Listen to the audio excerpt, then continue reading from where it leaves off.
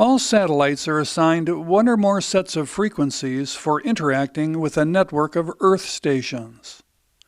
A frequency can be defined as the number of times that an alternating current passes through one complete cycle in 1 second of time. 1 cycle per second is also called 1 Hertz, named after the 19th century radio pioneer Heinrich Hertz. 1,000 cycles per second is abbreviated 1 kilohertz, 1 million a megahertz, and 1 billion a gigahertz. Each frequency has a specific wavelength, which is the actual distance that the radio wave travels during one complete cycle. With the higher the frequency, the shorter the wavelength. The most efficient way to capture any radio signal is to use an antenna with physical dimensions that are a multiple or submultiple of the desired signal's wavelength. Now, wavelength is the distance that an electromagnetic wave travels during one cycle. It can be defined as a wavelength equals the speed of light, a constant, divided by the frequency. So we can determine the length of a single wave if we know its frequency. The electromagnetic spectrum is the entire continuum of frequencies used to propagate signals through space. Within this spectrum, each subset or frequency band has its own unique properties. For example, the very low frequency and low frequency bands between 3 and 300 kilohertz are primarily used for communicating with submarines and ships at sea. That's because the long wavelengths of these signals propagate very well over and even under the water surface. Local AM radio stations use the medium wave frequencies from 500 to 1600 kilohertz because the wavelengths generated within this band propagate very well along the Earth's surface over considerable distances. By contrast, international radio stations use the shortwave bands between 3 and 30 megahertz.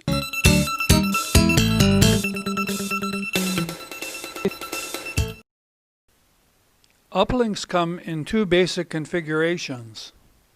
One is a permanent facility that is mounted onto the ground and serves as a gateway station for regularly communicating with one or more satellites in geostationary orbit.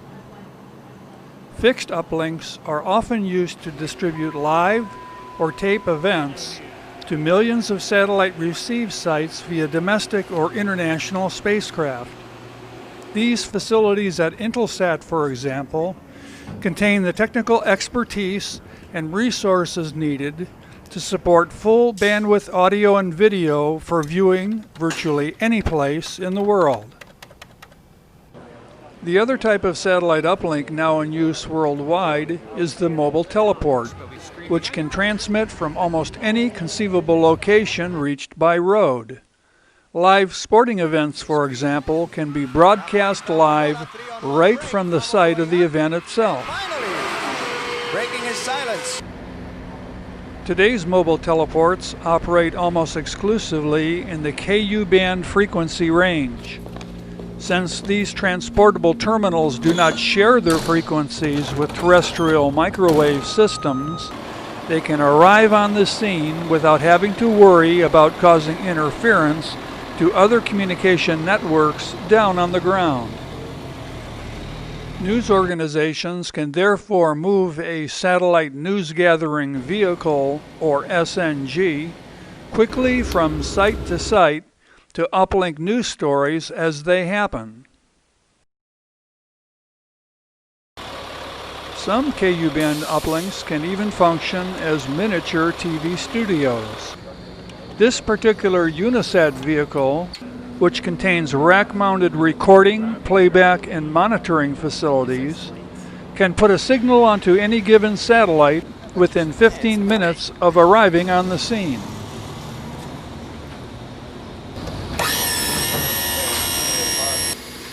Motorized jacks to the front and rear of the chassis are used to stabilize the body of the vehicle to ensure antenna pointing accuracy over time. This motorized antenna can travel more than 180 degrees in azimuth and 90 degrees in elevation. Moreover, the satellite downlink section of the van provides technicians in the field with the ability to monitor the quality of their own transmissions, as well as receive signals originating from other locations. The motorized antenna is adjusted to the proper coordinates, while the technician looks for an indication that the antenna is bore-sighted onto the correct satellite. Qualitative measurements are then made through the use of a rack-mounted spectrum analyzer. Well, we would like to think we're getting there. We're not there yet, but we do supply a significant number of the Fortune 1000s with VSAT technologies. Well, 20 years ago, the value driver was, as you mentioned, lower cost and reaching a lot of sites. Today, we're in this new world of expanding broadband applications, and both internet and intranet, because corporations, of course, have requirements beyond just internet access. We now have all the new potential for broadband, which with today's satellites means media-rich or video content delivery to a lot of sites throughout North America on a similar single cost and single quality of service basis.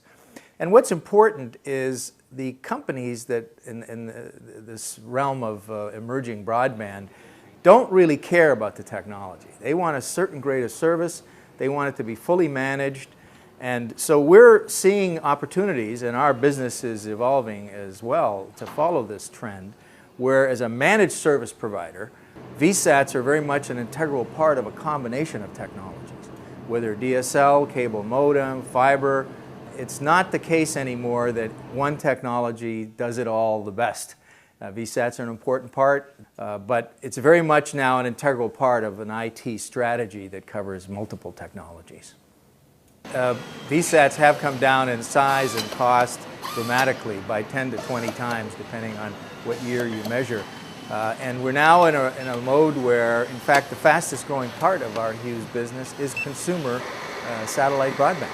So the cost is now below $500 for the equipment. And that's a complete modem, router, and the satellite dish, which is typically less than 1 meter in size. And the capability is every bit as good as most DSL or a typical cable modem type services. Very affordable. Our plans start at $59.95 a month, and we're signing up over 10,000 a month. Many of these are small businesses as well as consumers. So we've gone from large enterprise to medium enterprise, from thousands of sites to hundreds of sites to tens of sites to one site. So it scales very nicely because of the low cost of the terminal now. Today, a geostationary satellite, as you know, is essentially a mirror in the sky. It has transponders, and communications come up to the satellite from a terminal down to a network operations center where the routing and control logic takes place, and all the customer care and back-end billing systems logic. And then it goes back up to the satellite and then off to one or more terminal sites.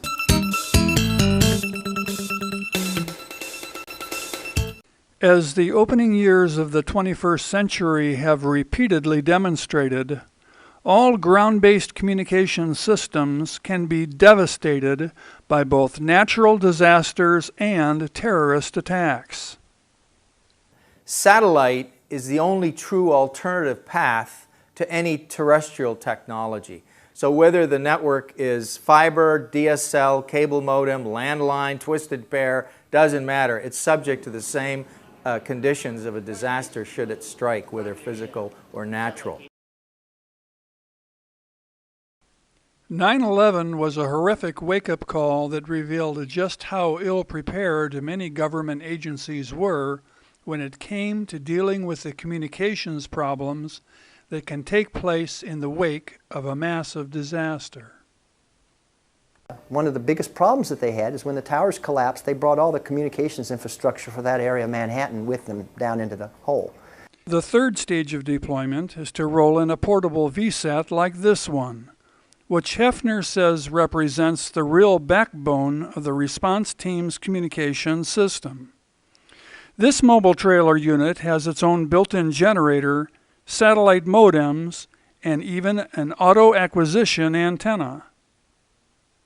However, each time Orbital DataNet sells an auto-acquisition antenna, the company insists that the customer also learn how to manually adjust it, even though it will work automatically 99.5% of the time.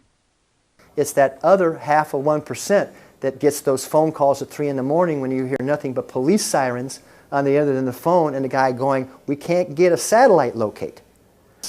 Almost every time it's going to work until that one time it has to work, and that's when karma is going to come get you. But we also provide what we consider very high-level training, because our attitude is they've got to know how to use this gear, they've got to know how to repair this gear. The third level is a full VSAT. Now the VSAT itself is quite compact, but it still requires either a truck-mounted unit, something that comes in and can be set up in a matter of less than an hour or so. Or another level of that would then be a fixed VSAT with a mobile power unit, maybe a generator, which we saw, for example, after Katrina in New Orleans. This transportable VSAT terminal calculates its precise location using global positioning satellite technology, and then runs the data through an automated procedure that sets the antenna's azimuth and elevation angles to the coordinates required at the site. The antenna sweeps back and forth in small increments until it locks onto the desired satellite, after which the system automatically performs all the fine-tune adjustments required to maximize the signal reception.